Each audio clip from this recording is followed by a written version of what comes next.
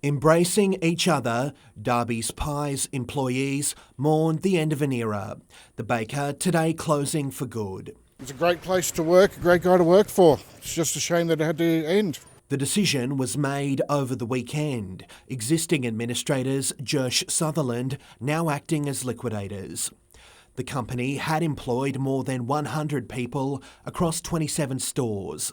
All were made redundant. I asked 2 weeks ago if we're going to still have a job, and they're like, oh yeah, nothing's closing. And then they said they got 2 contracts till 2020 and they were extending the factory. Seeking answers, some attended a private meeting this afternoon. The liquidator telling them, while the company is not in a position to pay outstanding entitlements, employees will be able to access the federal government's Fair Entitlement Guarantee Scheme. A lot of the girls are casual, so we're not too sure where we stand on that. If we do get any money, we've got to wait 4 months for any money. Loyal customers were also gutted. Many had no idea today was the last supper. Been coming here since a small child, really. It's an institution. Always been here. Creditors are due to meet early next month. Someone else will come here, won't they? I hope. Sam Burbury, NBN News.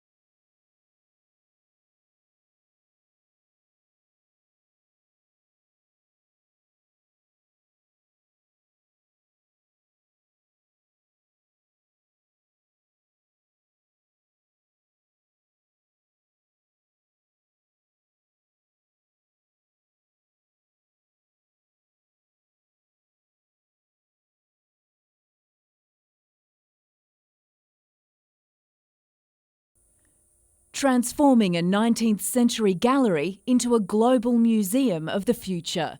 $244 million is being injected into the Art Gallery of New South Wales for its extension, all of the money from state government coffers. Newcastle Art Gallery, meanwhile, has missed out again. The Lord Mayor says it's time to be proactive. I'll be presenting a minute to Council tomorrow night to reinvigorate the expansion of the Newcastle Art Gallery. And this is all about making sure we update our business case and we have all our ducks in a row to advocate really strongly. Councillor Nelms wants to establish a gallery expansion working party, including representatives from the New South Wales and federal governments. Money has been set aside, but a major funding commitment of around $30 million is needed. We only get to show barely 1 to 2% of our very unique collection here at Newcastle Art Gallery because of the size of the space. Along with more gallery space, the project would include a cafe and larger shop, features of any modern gallery. It would also become a major tourist attraction. Back in 2005, the gallery first unveiled expansion plans, and long-time supporters believe it's our turn after recent funding commitments to Grafton and Shoalhaven regional galleries. I'm just really pleased that it's back on the agenda where it should be. A working party with all the stakeholders and council, state and federal government involved. Hopefully this time we'll pull off the redevelopment. Jane Goldsmith, NBN News.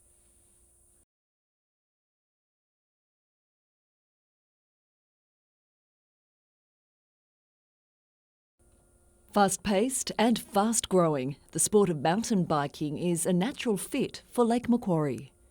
We're very fortunate to have the mountains, we've got the lake, we've got the coast. It all links very well together now. The Awabba Park was established a decade ago and now is set to expand. Your club has received $450,000 and that's an amazing amount of money. The network of trails will be improved to world-class standard. It's really exciting because this will put Lake Macquarie on the map.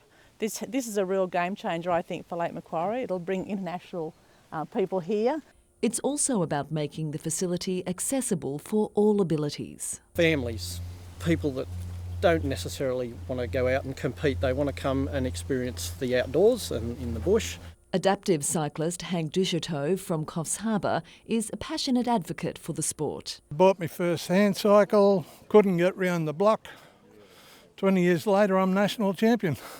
And he's backing the club's bold plans. The club will grow out of this, and so will the community. It's great to be able to reward them. The Morisset PCYC and local swimming pools are among 9 other projects to receive funding under the state government's Stronger Country Communities Fund.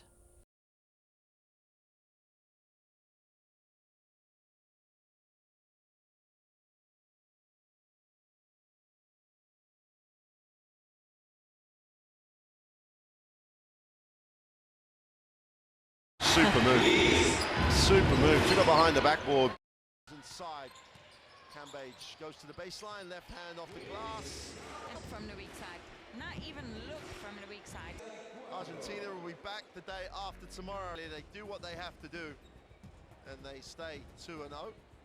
But for Argentina, again, there's a lot to try and resolve if they're going to get into those playoff games. Yeah, it's been positive for one thing positive for Argentina.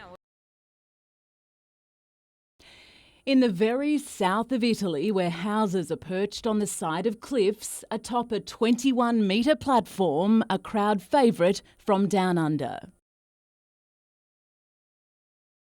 Starting the event in second, Rhiannon Ifland put it all on the line in the final stop of the Red Bull Cliff Diving World Series. She performed her most difficult dive on day 1, recording the highest ever score to surge straight into the lead and, importantly, conserve energy for a tilt at the title on the final day. The crowd and the atmosphere here today was just filling me with energy anyways. On the final dive of the series, she and 70,000 people who crammed the picturesque coastline knew she'd done more than enough.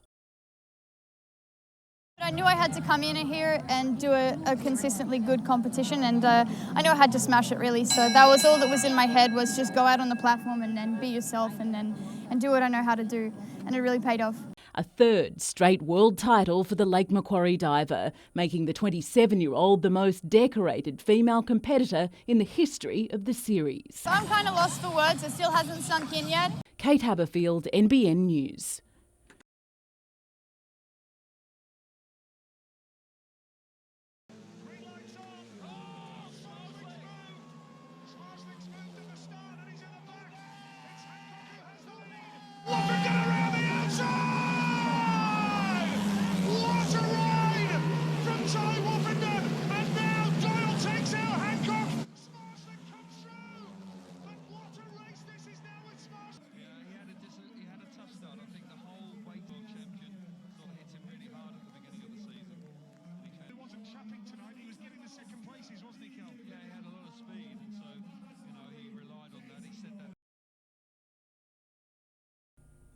For the second time in 3 years, the Lions team song rang out across McDonald Jones Stadium.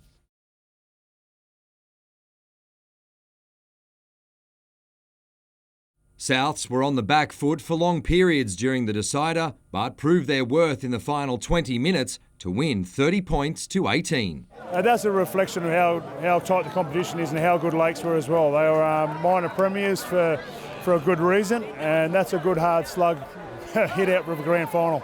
The Lions overcame plenty of obstacles to claim the title. Leading try scorer Lachlan Walmsley was concussed just before the break and didn't feature in the second half. We lost Tory Freeman last week with an ACL. Lachlan Walmsley dropped out, and you would have thought we're probably up against the wall, and guys step up and did their job for the team. Skipper Ryan Glanville had plenty of praise for his fullback. He's been great all year for us, and he probably a bit unlucky not to get Player of the Year, and I think he thoroughly deserved all the accolades he's been given this year. The Upper Hunter product downplayed the try that ignited the Lions' attack. Just in the right spot at the right time, I guess. Glanville now has something to brag about to his dad, Knights legend Mark. Yeah, good to get one on this venue that he's played at a lot of times. It's been a terrific season from a really young side, and played with a heap of maturity, and they play with plenty of passion, and Crossy's done a wonderful job with them. They've been really good. Lakes captain Sean Boss was humble in defeat. We had the momentum there in the second half a bit. We just couldn't get across the line there. Their defence was outstanding. I can't fault it. The Seagulls will have a new coach next year, but they've still vowed to go one better in 2019. Our boys, we've ripped in from the get-go from last November, and that's it. Got minor premiership, but couldn't take the win in the big dance.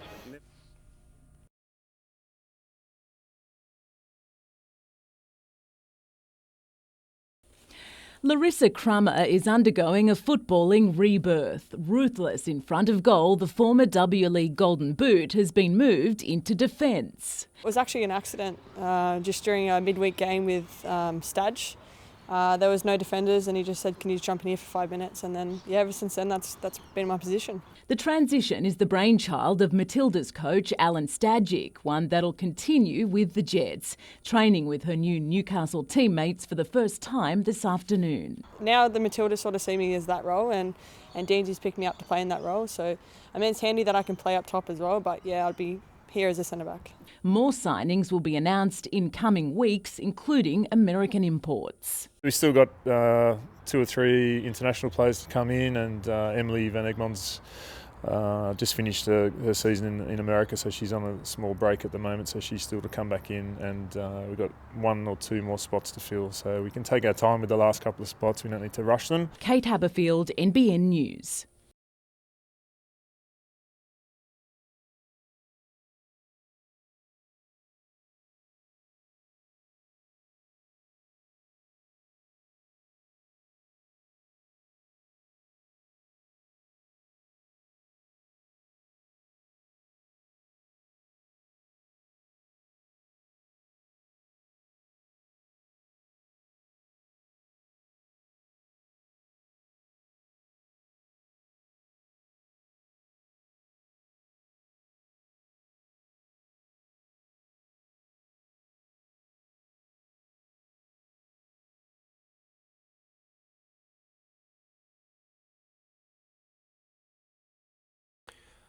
"7 years, 9 months and 21 days ago, 3 families were torn apart, allegedly by this man, Joe Anthony Fennick. Today, those family members told of their grief, heartache and frustration. Yeah, it's certainly a mess to have taken this long to get through. It began on December 4, 2010, when Fennick crashed his Holden Commodore on Freeman's Drive at Morisset, killing 3 passengers, brothers Ben and Luke Ramsey and Rodney Field. Fennick has never stood trial, having been found unfit on 2 separate occasions, with the Mental Health Review Tribunal recently ruling he's unlikely to become fit within the next year. During her victim impact statement today, Luke Ramsey's sister Ashley broke down as she told the court how, "My life hasn't been the same. I lost myself when I lost my brothers." Rodney Field's wife, Raylene, described how the entire ordeal has caused her considerable pain. It's like reliving it over and over again. Throughout each victim impact statement, Fennick sat emotionless. It was really difficult, but it needed to be said. The case, which is one of the longest running in New South Wales, may finally conclude next week, with a ruling expected to be handed down on Tuesday. We always think it's going to be the end of it, but it's not. So it's hard to be hopeful. Sam Burbury, NBN News.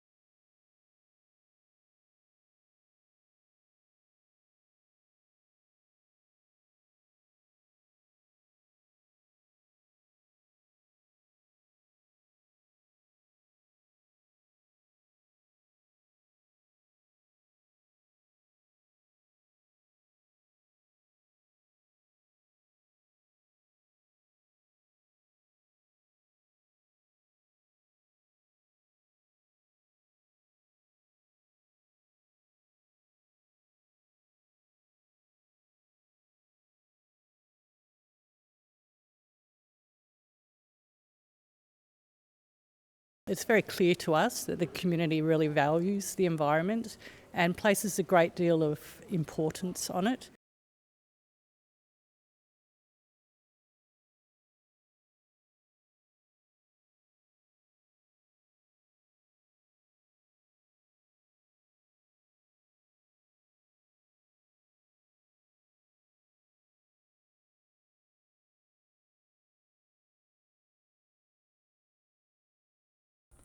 It's the one night of the year where Year 12 students become belles of the ball, but getting dolled up can come with a hefty price tag. The Year 12 formal's been a rite of passage for a long time, and without an appropriate dress we were concerned that many girls wouldn't be able to go. And for those living in drought-stricken New South Wales, having some spare cash for a frock and heels is certainly not on the cards.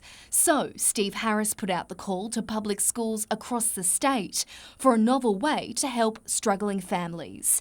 Now, close to 500 pre-loved dresses have been collected for the Dust Off Your Frock appeal. Some of the students not having access to shampoo and conditioner, the luxury items that very quickly get wiped off. Dresses were something that the girls would often go to big cities to purchase, so it was just something that we thought could work. Every school's pack has been carefully sorted with a range of sizes, colours and styles. Short, long, frills, lace and a whole lot of sparkle, all headed out west. Dubbo, Parks, Burke, Brewarrina. But it's not just about the ladies. Organisers now wanting some suits gifted for the boys. If you'd like to get involved, you can take any donations to your local public school. To see that the dresses, enjoying a second lease of life and making somebody's night. Samantha Long, NBN News.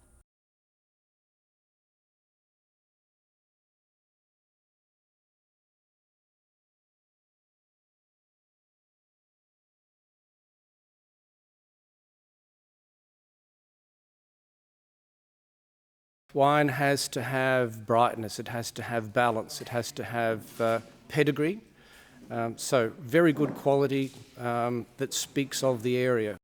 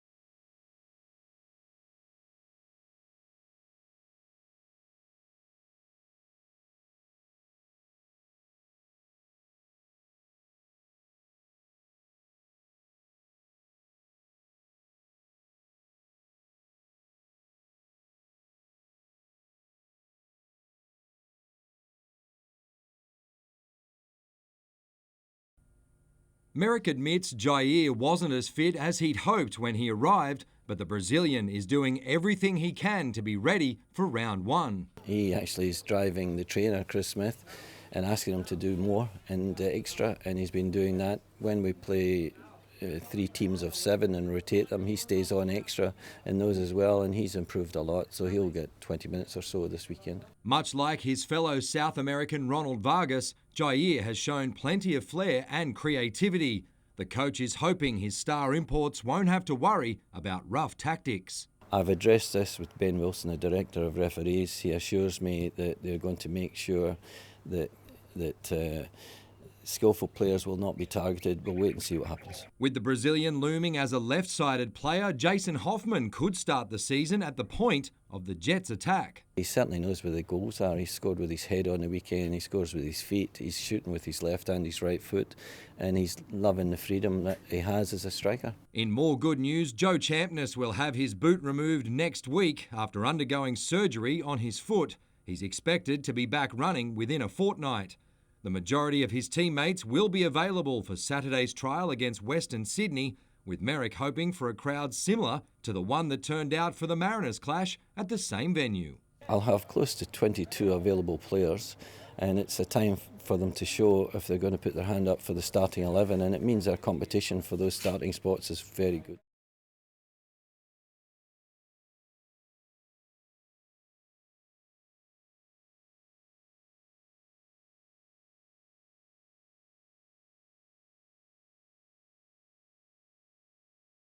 Stoked to be back in Newcastle. I love the girls up here. Obviously I was away for a few years, but there's nothing like being home and playing with a bunch of girls like we have here.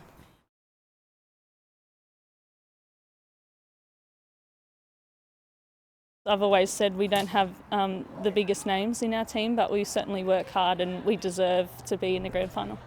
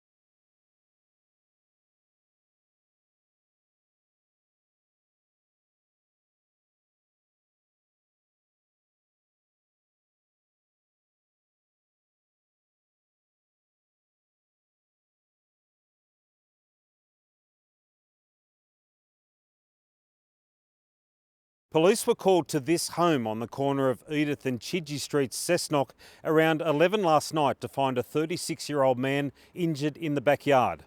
He was treated here by paramedics but died a short time later. Soon after, a 31-year-old woman and a 32-year-old man presented to Cessnock Police Station, where they were questioned by detectives. The woman was released while the man remains in custody. A crime scene was set up at the residence until early this afternoon, where a Nissan Patrol four-wheel drive was seized for forensic examination. It's understood all three people were known to each other.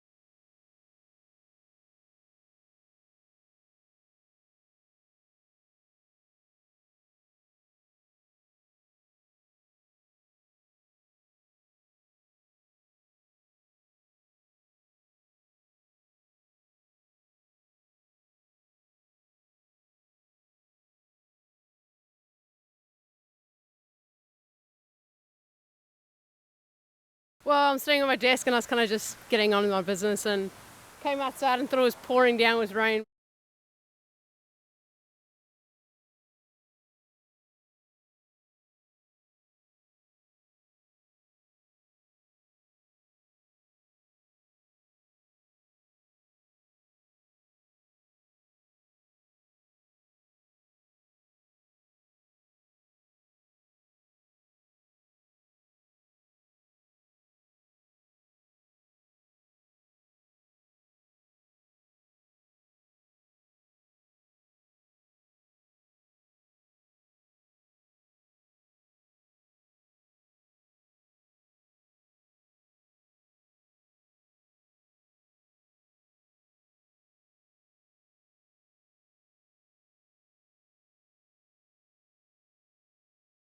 Usually seen breaking down doors, police were today busy breaking down barriers, meeting with representatives from our international communities. We hope to show them another side of policing. The group was given a behind-the-scenes look at everything from the inside of a patrol car to on board a police boat, treated to a cruise down the harbour at around 85 kilometres an hour.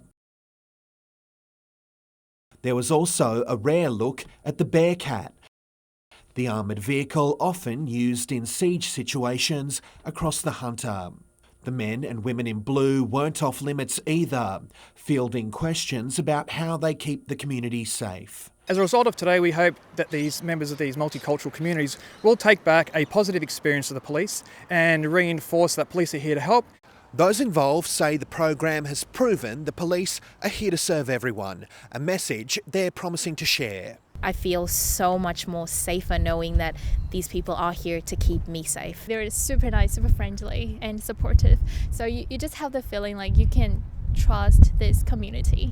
Sam Burbury, NBN News.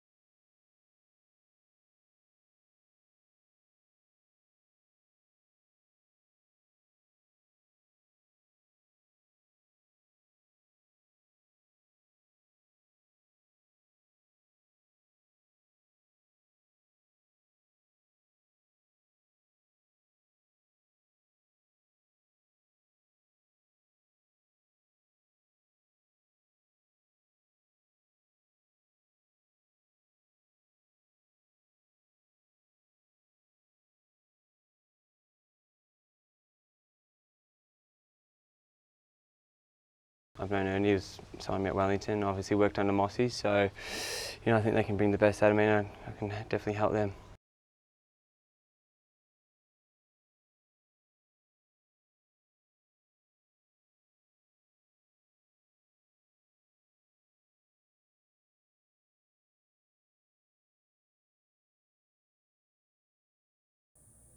Proving just how tough golf can be, Dote has gone from qualifying for the British Open 12 months ago to struggling to stay on the European Tour. In 2018, he hasn't been able to string together successful tournaments. I've got 3 events left to try and keep my card, so I'm going to have to try and win one of those, or certainly be right up there to keep my card. With a pregnant wife based in Charlestown, the 32-year-old admits he's not as stressed as he could be about returning to Europe. I don't think I want it as much as I probably should. Just been travelling for 11 or 12 years now, and I've done 5 Sydney-London trips this year, and it just adds up. And you miss out on events back home, birthdays and catch-ups, and you're just not here for, and it just feels like it's taken its toll a bit. Dote decided to break up his season by having a fortnight in the Hunter, appearing at this week's Belmont Pro-Am. His two-stroke win may add further incentive to change tours in 2019. I'd like to play in Asia and Australia next year. That's what I'd like to do. It's just a little bit closer to home and spend a bit more time at home. Fortunately, he's already in a good position to make that happen. I'm right on the borderline for Asia at the moment, but I'll play 2 more events in December. So if I make a cut there, I should be right for status in Asia, and got my card in Australia, so good to go.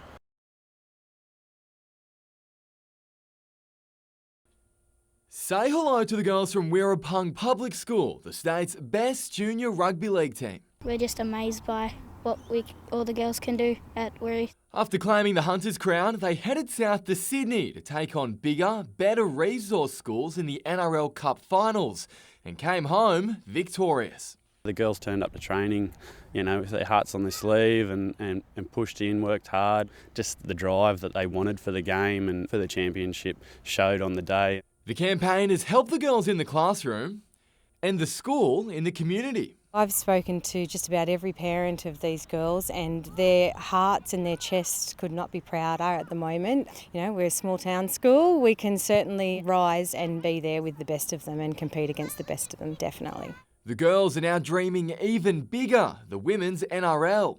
Just playing on one of the women's sides.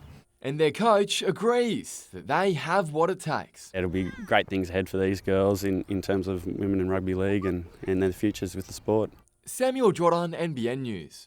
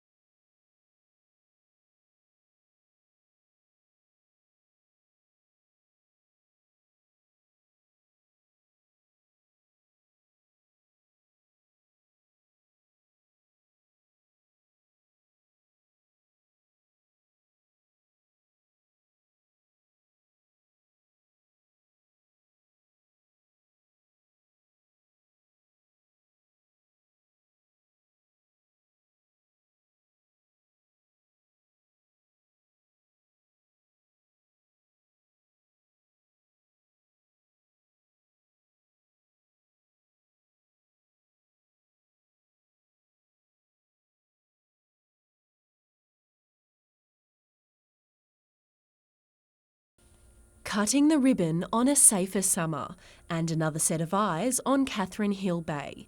With the number of rescues increasing at the beach, this observation room will give lifeguards a greater view of swimmers, allowing them to spot potential dangers faster along its 2-kilometre stretch.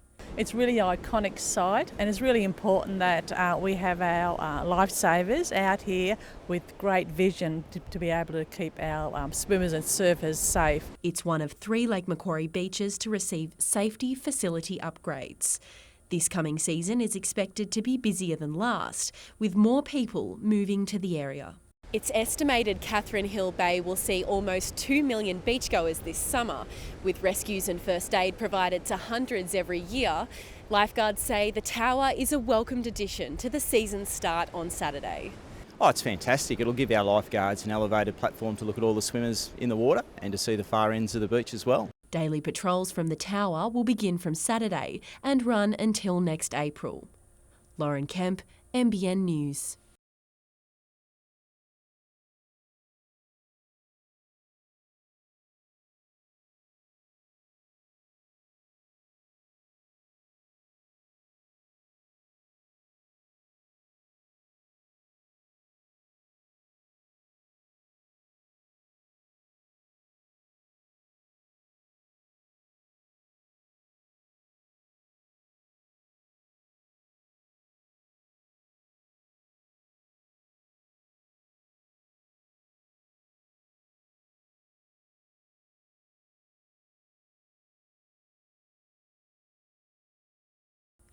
When you think of natural disasters, many people think of the chaos and destruction.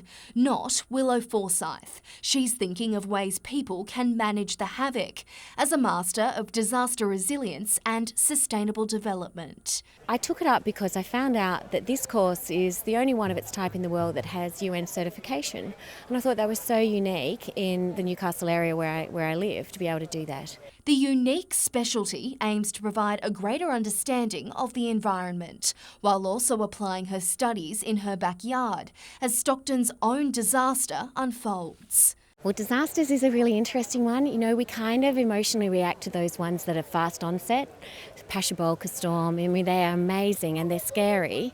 But we also have a bunch of slow onset disasters, and that's like erosion at Stockton. And what we're trying to do is educate and start a conversation so that the community can help engage more widely to say, we're a good case study. She's just one of more than 1,000 University of Newcastle graduates earning their qualifications this week.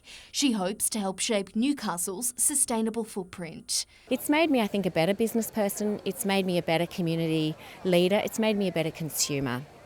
And it means, I hope, that I will leave less problems for my daughter's generation, which makes me feel like I'm a better parent.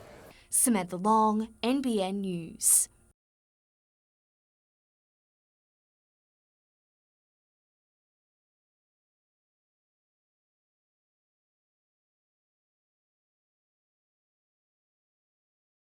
Little calf seems to be enjoying himself as he's moving back south. The southern migration has well and truly kicked in.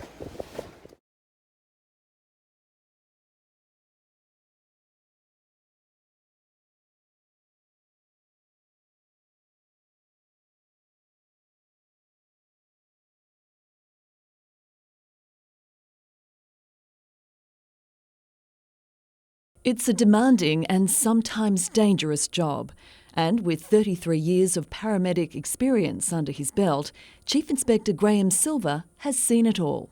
Well, 89 earthquake was pretty full on the day. I was working that day. It was just hectic. 2007 storm and even the 2015 storm. Big highlights is delivering a couple of babies. Known to his colleagues as one of the Hunter's most respected paramedics, Graham will officially retire from the ambulance service tomorrow. But he'll retain strong ties volunteering with the SES. During the earthquake, I actually was working around 16 hours with here and the SES and then just going home to sleep. With the rise of paramedic abuse across New South Wales, Graham leaves with concern for his colleagues. It's a little bit more, I'll use the word dangerous out there for some of our crews. The respect seems to have gone. I don't know what it is. What people have got to remember, we're there to help. We're not there to hinder you, take you away or anything. For now, though, it's nothing but praise and caramel cheesecake for Graham Silver.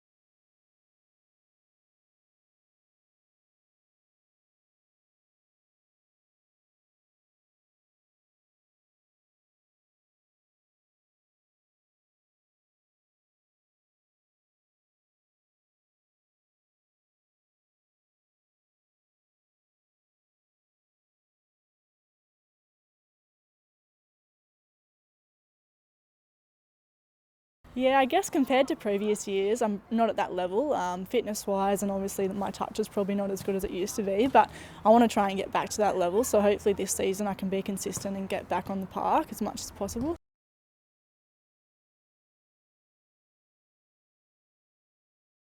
It is very hard on your body, and I was a little bit worried, but I don't think I got injured once at netball, and I think I rolled my ankle probably twice at soccer, so, you know, it can happen, but yeah, I really enjoyed playing.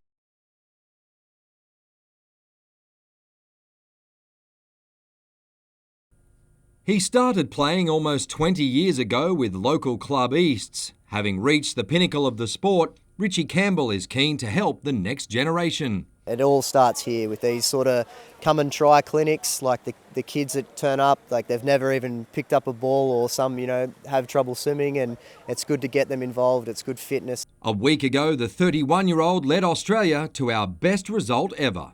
We can't complain, like second in the World Cup was like a fantastic result and achievement for us. Like for some of us guys that have been in the team for more than 10 years, we haven't had a result like this. Despite losing the final to Hungary, the Sharks celebrated wins over European powerhouses Croatia and Germany along the way.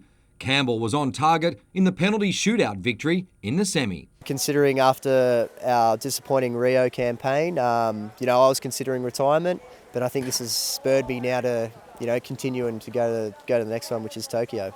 He'll return to training with Sydney Uni in October before the National League starts in January. For now, he's taking some time off. I'm enjoying being back in Newcastle, especially. Like, it's my hometown, and I love coming back up here. It feels like it's a holiday destination for me, and so I love to be here. Mitchell Hughes, NBN News.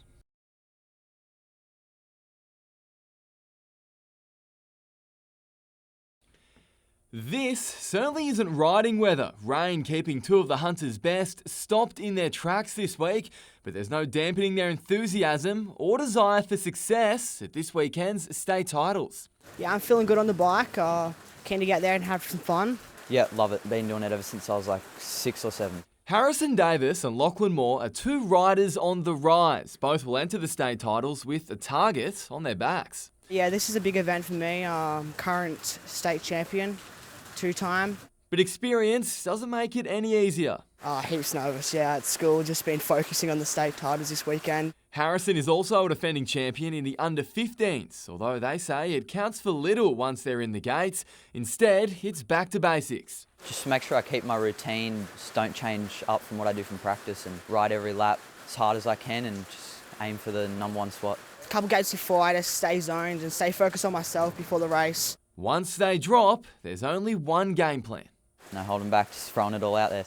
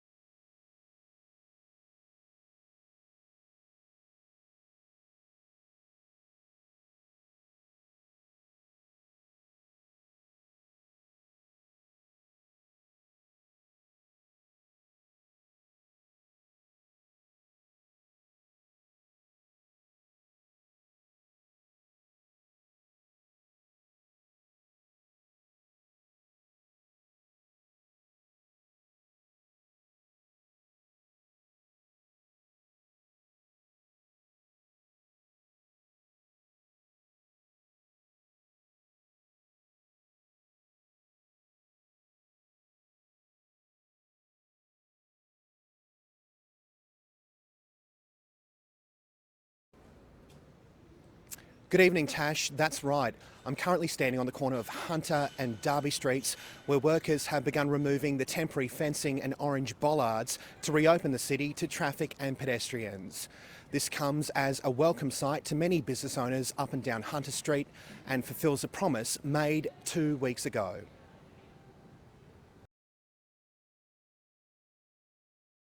Today was the deadline Transport Minister Andrew Constance gave a fortnight ago. This city will well and truly breathe as we see all barriers removed. Workers were busy this morning putting the finishing touches on the tramway between Derby and Pacific Streets, their deadline fast approaching. I'm sure there's been a couple of little sleepless nights for some key individuals, but overall everyone's remained calm and just gone on and done their job.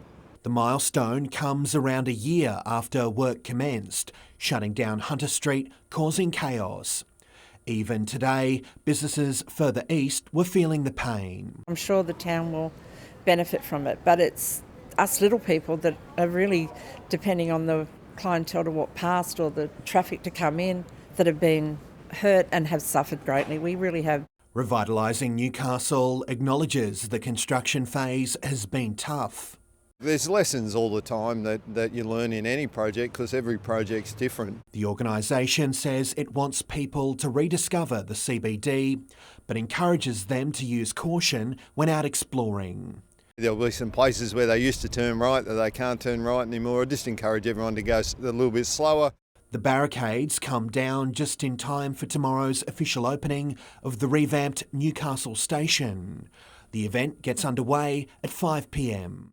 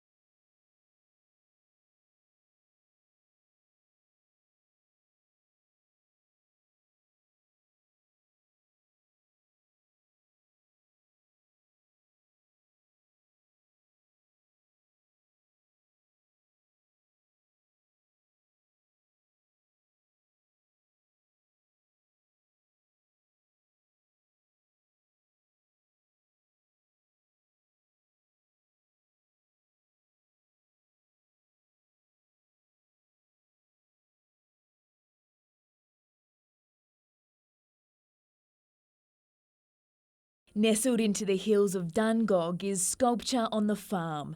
From the house to the tractor shed, the garden to the paddock, art is everywhere. I'm thrilled with the quality of the work. It's just so exciting. And we've got established artists whose work is known, and we've got emerging artists whose work is sensational. It was Bump-In Day, sculptures carefully placed and curated throughout Philippa Graham's Fosterton farm. Part of the Dungog Festival, the exhibition will run for the duration of the long weekend. Pieces just fell into place. They just sat in the landscape beautifully, and we're thrilled. More than 50 sculptors will exhibit around 100 works this weekend. 6 of those, like this one here, have been shown at Sydney's Sculpture by the Sea.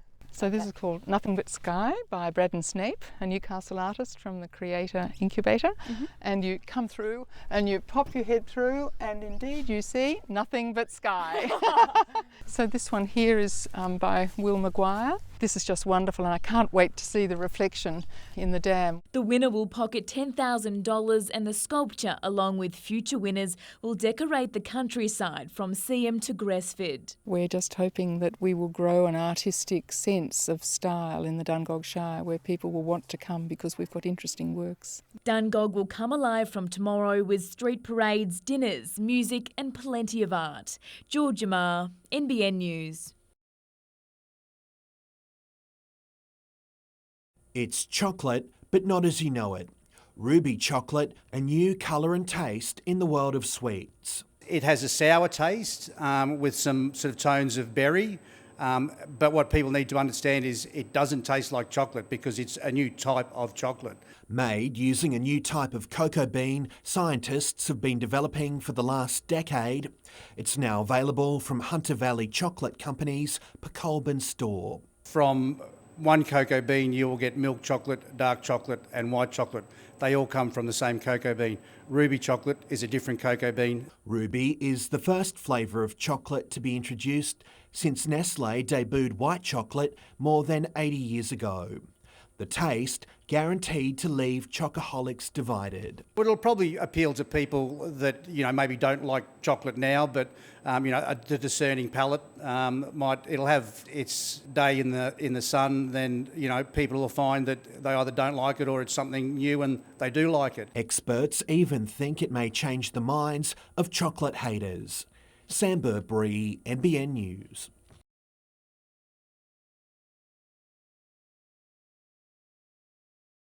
From Hawk's Nest to Catherine Hill Bay. When the flags go up for the summer of 2018 this long weekend, it'll signal 100 years of surf lifesaving on Hunter beaches. Being 100 years, we've got an extra reason to be there and to celebrate what we've achieved and the people that went before us, what they did to make our life today. A century of service is cause for reflection. A community movement that began at the end of World War I with just 4 clubs, morphing into a way of life that's lasted the test of time. I think that camaraderie is still what we're about today. We're truly about caring for each other and family, and that's what it was when it came back then. And caring for the community is what drives surf lifesavers. Selfless acts of heroics etched in history. They were there for the 55 Maitland floods, and half a century later for the Pasha storm, forever prepared to go beyond their jurisdiction to save a life. We're able to use our IRBs. That was the weekend we opened up this building and somebody parked a big red boat on Nobby's Beach. A progressive organisation that's kept up with the times.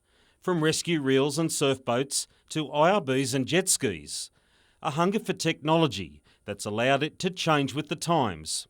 The same pioneering spirit that led to the region's first rescue helicopter. December 1975, Newcastle branch meeting, we decided that they needed another surveillance in the sky for sharks and for patrolling, and so we set about forming the rescue helicopter. Today, the Hunter branch has grown to 13 clubs and close to 7,500 members. This year alone, they'll volunteer more than 70,000 hours of patrol time, and their message to beachgoers is a simple one. If it's a heavy situation, get help, definitely get help. Ask for assistance. People are always willing to assist you. And of course, swim between the flags. Stephen Mount, NBN News.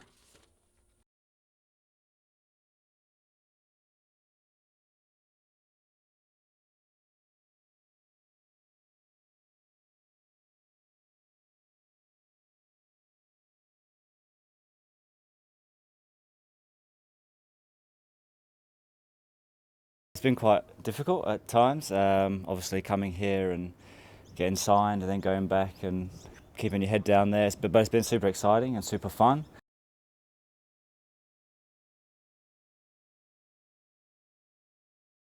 I mean, I was watching it on TV and stuff like that, and the way the forwards get to play and they get licensed to be creative and link up together and stuff is something that really excites me.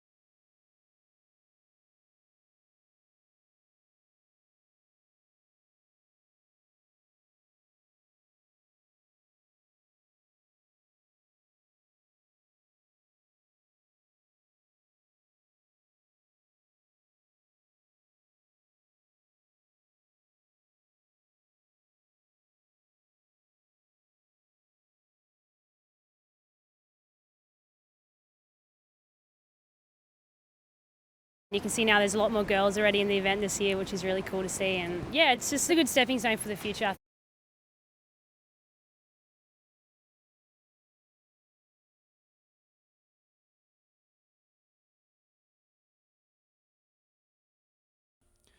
It may look like a life-size video game, but this wall of lights could hold the key to make it easier to identify concussion. Typically you'd use pencil and paper measures and they're sitting there doing not a lot. What we're trying to do is have an interactive wall where they're engaging in some cognitive tasks and being active at the same time. So potentially stimulating a lot of other systems that may become more sensitive to detecting any kind of changes that they may have. The research is being led by Dr. Andrew Gardner from the Sports Concussion Clinic. We need to make sure that we're changing the culture. It's not macho to stay on the field if you've got a concussion. It's an injury that should be taken seriously, if not more seriously than other injuries. If a player had a broken arm, they wouldn't be kept on the field. Gardner advises the NRL and Rugby Australia, and next month will begin a fellowship at Harvard comparing the NRL to the NFL. We have an opportunity to see what the difference is between the retired players' results that they've found versus the retired players' results that we're finding in our cohort. But his focus is also close to home, running a free concussion treatment clinic in Newcastle. That service requires funding, so the clinic is hosting a fundraising luncheon next month featuring an all-star lineup of speakers, including jet skipper Nigel Bogard and Knight Sione Mataudia, who have both been treated by Dr. Gardner. Education is really the key, and we need that to filter down to the grassroots level. So what we need to make sure is that the education goes to that community level so that people that are looking after young athletes and the non-professional athletes recognise and remove athletes from play when a concussion has occurred. Samuel Jordan, NBN News.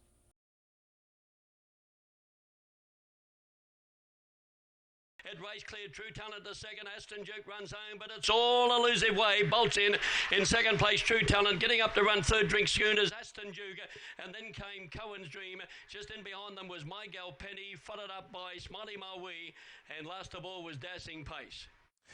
She's a daughter of Don't Knock a Hymn and Ella